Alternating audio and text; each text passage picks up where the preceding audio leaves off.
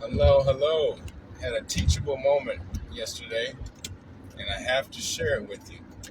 So I'm in church with my kiddos, a couple other kiddos there, and I hand out a craft for them to do as they're separate, watching a little bit of Bible adventure and then a Bible-related craft. And I say, hey, there's no wrong way to do it. However, there are some instructions in here that'll make sure that your picture ends up like the picture you see on the paper. And my son, in true Josiah fashion, goes, and he's talking to the other kids, I never follow instructions, and proceeds to do his own thing. Well, after that segment is done, however much time they needed to actually work on the project, everyone exits, and they have pictures that look either exactly like the one that's on the paper or very similar to it.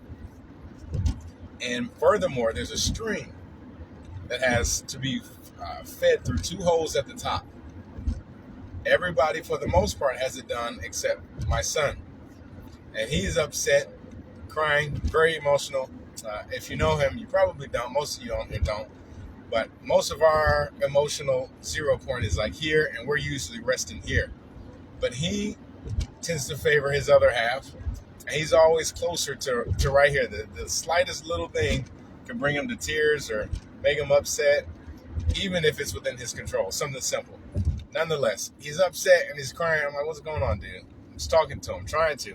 And his sister goes, he's mad because his picture doesn't look like ours. And I was like, that's beautifully brilliant. Because even as adults, we go through life and we try to make Christianity what we want it to be. My God doesn't judge me for having sex outside of marriage, smoking weed, doesn't judge me for the things that I watch, the things that I say. My God doesn't care if I have sex with multiple partners. We're in an open relationship. No, you can't make it what you want it to be and then get upset when the picture don't turn out the way you want it to. That's the same thing my son was doing, and he demonstrated that. I never follow instructions. How many unsaved Christians do we have that continue to profess, yeah, I'm a Christian because that's the title that they think means good guy, but really don't do the instructions that are laid before them?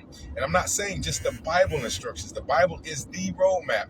However, God can and will deposit individual information to you and say, hey, I want you to go there and talk to this person. Hey, I want you to go there and give them your food. Hey, I want you to do this. Hey, I want you to be quiet, be still. But instead of following the instructions, we go, I think I know how to make this picture look pretty darn close, but it doesn't function the way that it was meant to. You see, when my son put together the picture, it looked okay. It's pretty close to what the other kids did. But when it came time to hang that picture, he couldn't because his holes were at the bottom instead of at the top. We cannot play with God's word and Christianity and the instructions that he and his disciples, like, let's use another word for disciples, right-hand men, the people that helped him establish his kingdom on earth, Christianity, Christ followers on earth, throughout all the earth. These are the ones that had to follow his instructions. They didn't go, you know what? I think I know what you're talking about, Jesus. I got it from here. Like Peter did once. He's like, oh, you said get a sword, so that means chop his head off, right? No. Follow the instructions that are laid before us, step by step by step, and our picture will turn out to be that which we want it to be, and even greater. Follow the instructions.